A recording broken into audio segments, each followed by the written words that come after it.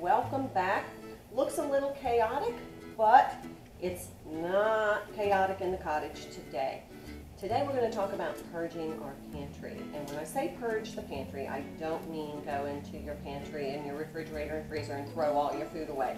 I really do not like to waste food, and that's why I've developed a purge the pantry strategy. And purging the pantry means we're going to come up with a plan for utilizing all that residual food left over from ingredients that we never put into our menu or condiments we haven't quite used the rest of, and we want to kind of start using some of the food that's been in our refrigerator for a bit and replace it with fresher, healthier selections. Now, I like to purge my pantry during my fiscal fast week.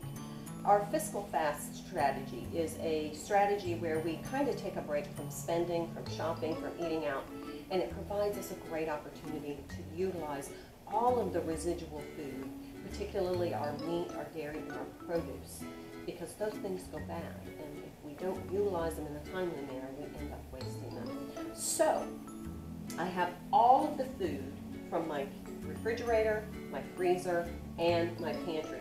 Now, this is my pantry. I keep all of my pantry items in these little metal bins, and that way I can just pull them right out and begin to cook with them, incorporate them into my menu. Now, I know this all looks very chaotic, but my refrigerator is empty, my freezer is empty, and my pantry is empty. So I'm going to take this opportunity to clean and kill germs in my refrigerator and my freezer. So this is my Listerine spray, and if you want more information about the cleaning products I use, you can go to the cleaning products video. And this is Listerine spray, which is non-toxic, it's safe for your refrigerator, because remember, it is a mouthwash, but it was developed as a surgical antiseptic, so it kills germs. Now, also use some water in a spray bottle with a little vinegar and essential oils. However, I do like my Listerine spray because it does have the added benefit of killing germs in my refrigerator and freezer. So I'm going to take a few minutes and I'm just going to spray out my refrigerator and my freezer, and I'm going to wipe them with a clean cloth. And that way I have not only a clean slate, but my slate is disinfected for my new food to come in at the end of the month. Another tip is I like to line my drawers and some of my shelves in my refrigerator with just parchment paper. I like parchment paper because it's easy to clean up. If something spills, you don't have to take everything out and wipe it. You can just take out the parchment paper, particularly in the drawers. So I just put a little piece of parchment paper in the bottom of the drawers in my refrigerator just to make cleanup a lot easier. Let's talk about all of the food I have. Now, this is just little leftover half open jars. We want to start to use some of the condiments that we have, so we want to take note of what we have open. A good strategy is to take a pen, a permanent marker, and write the date of when you opened the condiment, so you kind of have an idea of how long it's been in your refrigerator.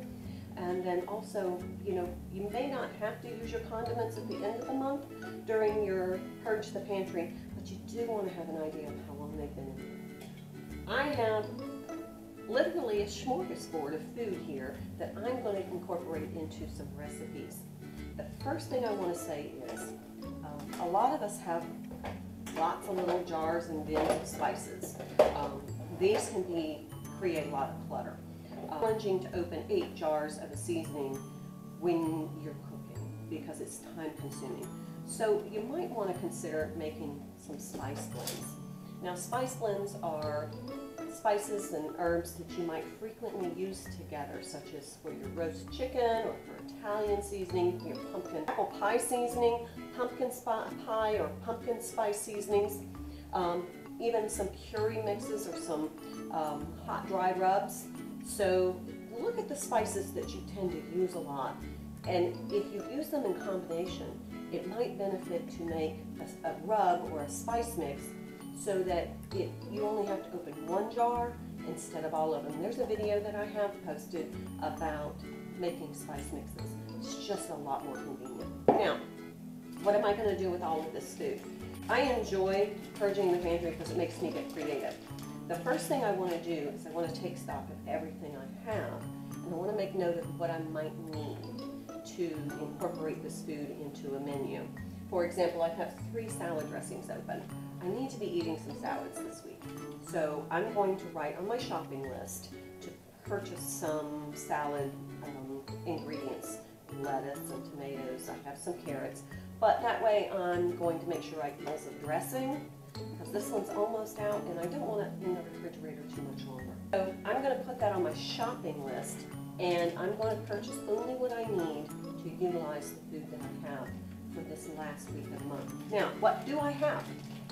Well, in the meat department, I have a pack of 3 pork chops.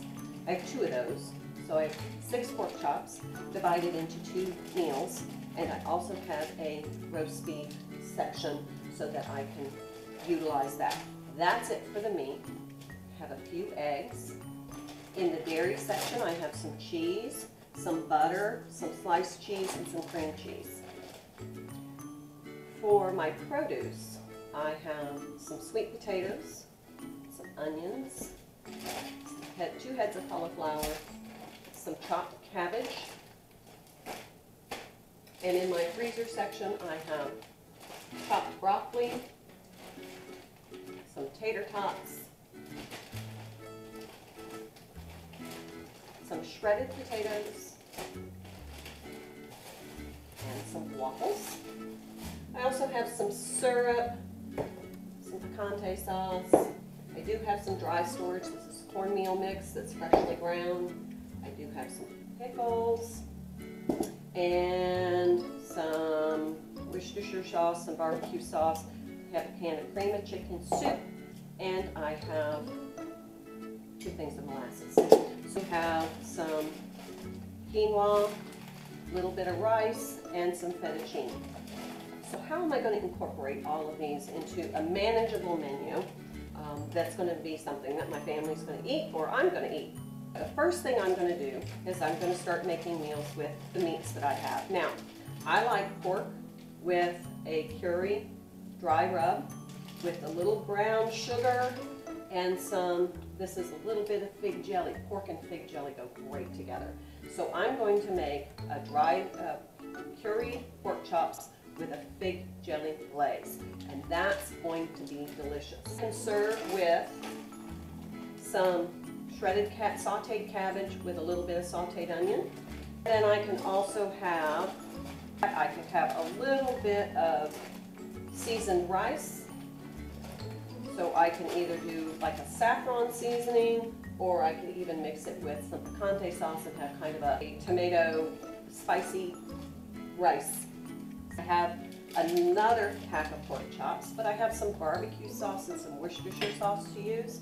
So I am actually going to put together a molasses barbecue sauce with a little bit of Worcestershire sauce, and that's going to make a nice sweet glaze and marinade for my pork chops. So I'm going to combine all of those ingredients, and I'm going to serve that with some mashed cauliflower, which is just chopping this, steaming it, pureeing it in my food processor, and in my opinion, it's better than mashed potatoes, and a lot less carbs. So I have 2 heads of cauliflower. It's going to make a perfect side dish, and I'm using both of these so that they don't go to waste. 2 meals, 2 pork chop meals. I have the pork chops with the curry glaze and the dried curry rub with the fig glaze and the sauteed cabbage and onions with a little bit of rice. I also have my pork chops and molasses barbecue sauce with my pureed cauliflower kind of mashed potato stuff. My piece of beef is going to go great with this broccoli and the little bit of garlic that's left in here.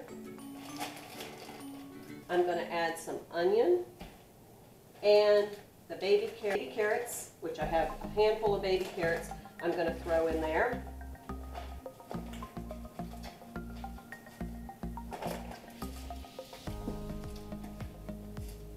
And I can also add some of the shredded hash browns, or I can make hash brown patties and then serve the beef stew with a hash brown patty on the side. I would also want to make some cornbread to eat with either any of these meals that I've made. So I will make cornbread using the cornmeal. And there's just a little tiny bit of jalapeno left in here. I would chop this up pretty fine, and I might throw that into my beef stew with broth. I'm going to see how we are really utilizing a lot of the food that we have. We're really down to, let's see if you can see, we're really down to a lot less food than we began with. So now, Thousand Island dressing and pickles. I'm going to buy some lettuce, and I have some shredded cheese. That makes a tremendous Big Mac salad with a little sauteed hamburger. This is a delicious salad. It's great for lunch. So I can utilize some of this cheese and all of the salad dressing. I have hash browns, little tater tots that I can make into a hash brown casserole. So I can use these with this cream of chicken soup and some of the shredded cheese on top to make a delicious hash brown casserole that can be served for a breakfast, lunch, or a dinner. Okay, so I'm left with a few more items. I have a few more items left. I'm going to use this jar of molasses, the jar that I'm not using on my pork chops. I'm going to use this jar of molasses, and I am going to make molasses taffy.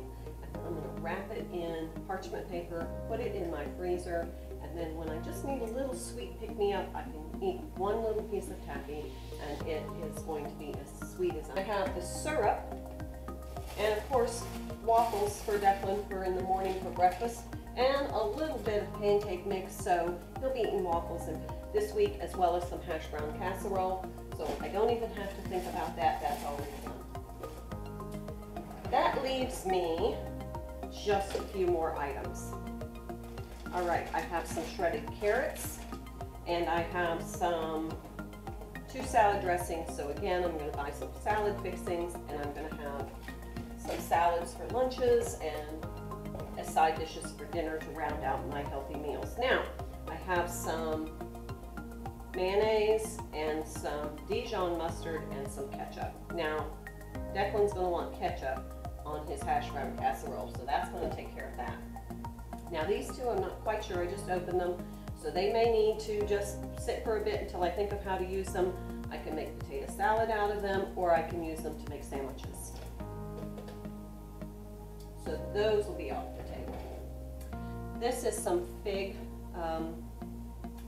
spread that I'll use for toast for my breakfast in the morning, so those will be utilized. And what to do with quinoa and sweet potatoes.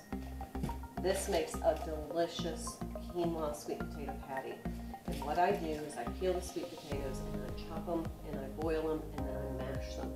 And then I prepare the quinoa and I mix them together and form them into patties. I roll them in breadcrumbs, and then you can either freeze them if you want to save them for later, or you can saute them. So they are a sweet side dish, or you can actually use them as a main dish. If you like, you can put a little onion in them. So that will take care of all of these ingredients. Now we're down to,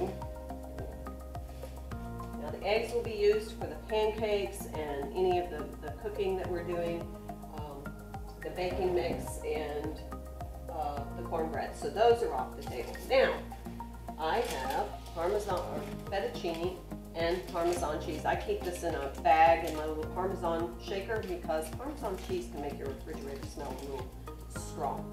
So this can be a good side dish of fettuccine with a little butter, some parsley, and some Parmesan cheese. Nice light side dish to go with any of the meals that I'm preparing.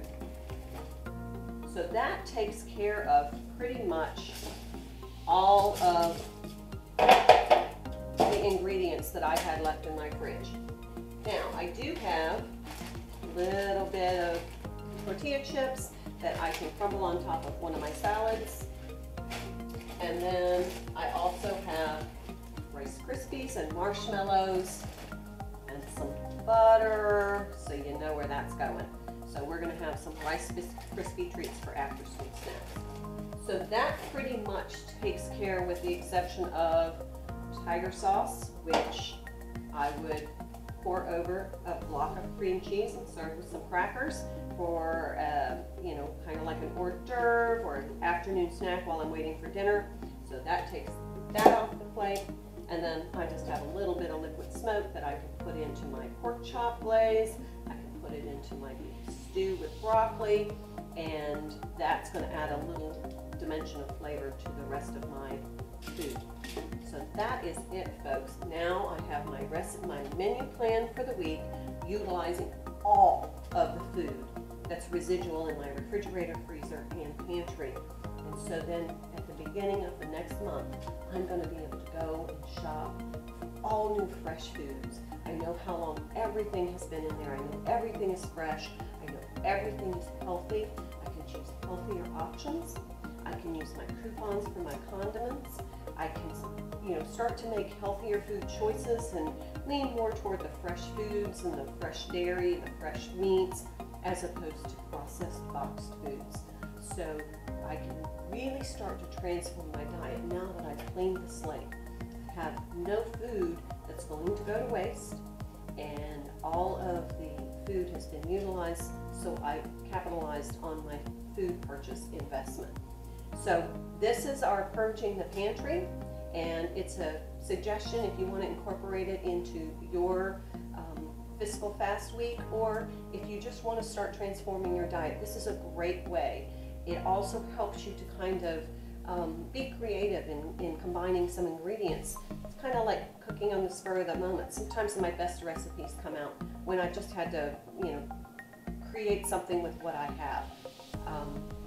I enjoy cooking more when I just have to create with the ingredients I have on hand. It just makes me think outside the box, and I combine ingredients in kind of new and different ways, and I discover some really good combinations that have become frequent menu items in our house.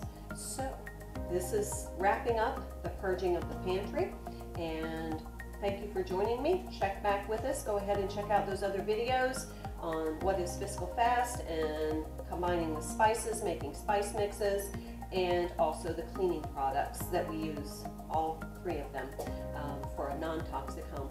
All right, I'm signing off for today. Thanks for joining me, and I hope this session proved interesting and maybe a little illuminating on how you can best capitalize on your food budget. Signing off for now. Please, if you have questions or comments, put them in the comment section. I'll be happy to get back with you, and I will look forward to seeing you next time.